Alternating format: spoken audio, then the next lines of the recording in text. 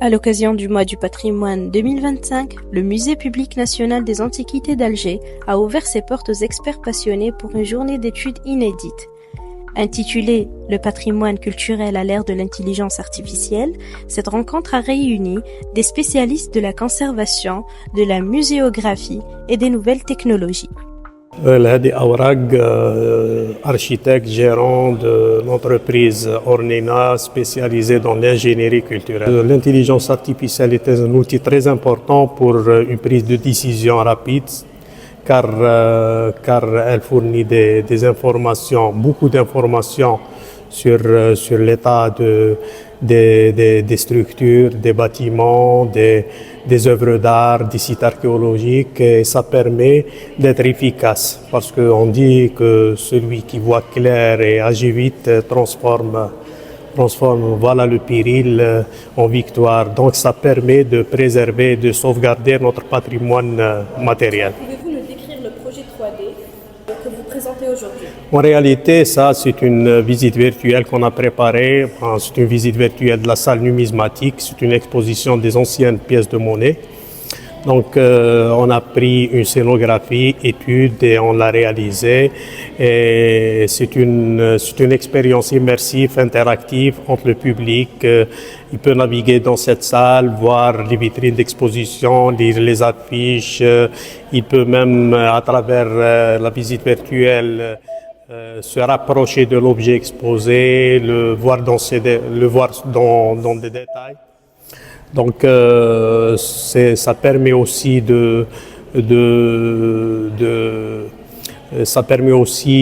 d'offrir une possibilité de visite à un public divers sans nécessairement se déplacer au musée. Voilà.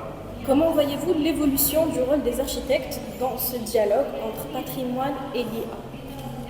Donc toujours l'IA c'est un outil très efficace, mais ce n'est pas voilà, parfois il peut nous donner beaucoup d'opportunités pour une lecture plus détaillée, plus raffinée de la structure des structures patrimoniales.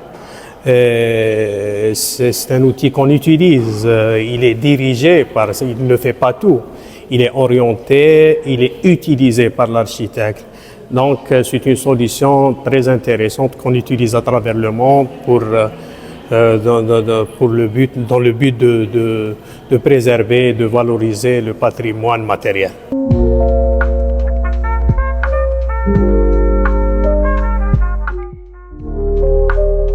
Bonjour, alors, soyez les bienvenus au sein du Musée national des antiquités et des arts islamiques. Donc, je me présente, je suis Eid Saïd Karima, bibliothécaire au sein de la bibliothèque du musée. En quoi consiste concrètement le projet RFID que vous intégrez au musée? Donc, RFID, c'est une technique, je ne sais pas, elle est peu connue chez les gens. Donc RFID, c'est un acronyme, Radio Frequency Identification, c'est l'identification en utilisant les fréquences radio. Donc c'est une technique qui a été utilisée durant la Deuxième Guerre mondiale dans le but, militaire. Après cela, elle a envahi tous les secteurs, comme on a vu tout à l'heure, même le domaine de la santé. On s'est dit pourquoi pas l'intégrer au sein de la bibliothèque et pour la collection muséale pour faciliter beaucoup d'opérations qui nécessitaient la présence des ressources humaines. Quel bénéfice cette technologie apporte-t-elle à la gestion quotidienne des collections muséales? Donc, comme je vous ai dit, malheureusement, dans les pays arabes, cette technique n'est pas utilisée, elle est utilisée uniquement au niveau des bibliothèques. Par contre, les musées, en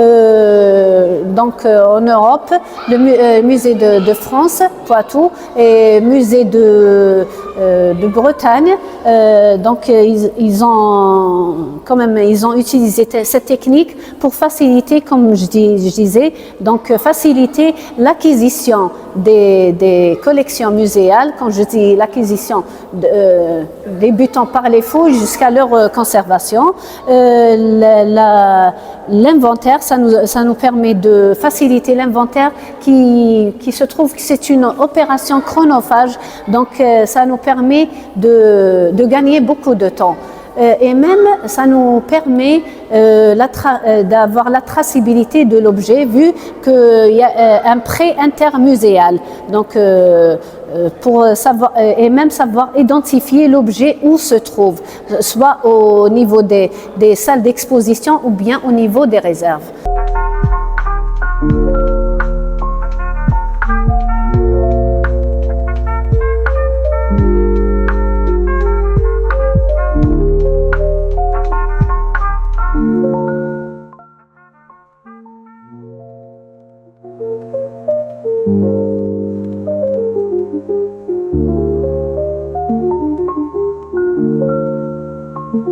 Alors, c'est Sami Hassani, conservateur du patrimoine au niveau du Musée national public des antiquités d'Alger. Alors, professeur Hassani, comment l'intelligence artificielle contribue-t-elle à affiner les diagnostics et les interventions en restauration d'objets et de tableaux? Alors, concernant la contribution de l'intelligence artificielle dans le domaine de la restauration et conservation ou les diagnostics particulièrement, c'est tout simplement que l'intelligence artificielle participe par des programmes dans le diagnostic. C'est pas forcément que le degré des affinités, ce sera hausse dans le diagnostic, mais le côté de l'expérience du restaurateur compte dans le diagnostic des objets archéologiques. Ces outils technologiques, est-ce que ça risque de remplacer l'expertise humaine ou restent-ils des compléments à l'œil du restaurateur? Alors, comme vous le disiez comme réponse, alors ça c'est un complément, un outil fiable dans l'étude des objets, dans la restauration par exemple. On a par exemple, il ne peut pas remplacer un être humain, mais on peut considérer que le domaine de l'intelligence artificielle, un domaine qui participe, on peut dire, comme document numérique dans la restauration des objets archéologiques. Il y a des sites historiques qui nécessitent des restaurations, bien sûr, surtout la Médina d'Alger. Y a-t-il une urgence à le faire? Oui, par rapport, il y a une urgence qui est grandiose pour préserver cet héritage culturel. Alors c'est la Médina d'Alger, qui est considérée comme une ville millénaire qui retrace 26 siècles d'histoire d'Alger. Alors on peut dire que l'importance de cette Médina porte à des interventions en urgence. C'est par rapport à la matière des édifices, à la fragilité des édifices. Alors en tant que spécialiste, c'est une urgence majeure pour la sauvegarde de la Médina d'Alger. En conjuguant expertise patrimoniale et technologie de pointe, le Musée national des antiquités entend inscrire ses collections dans l'avenir tout en préservant la mémoire collective. Une démarche qui s'inscrit pleinement dans l'esprit du mois patrimoine, célébrant la transmission et la valorisation de l'héritage culturel algérien.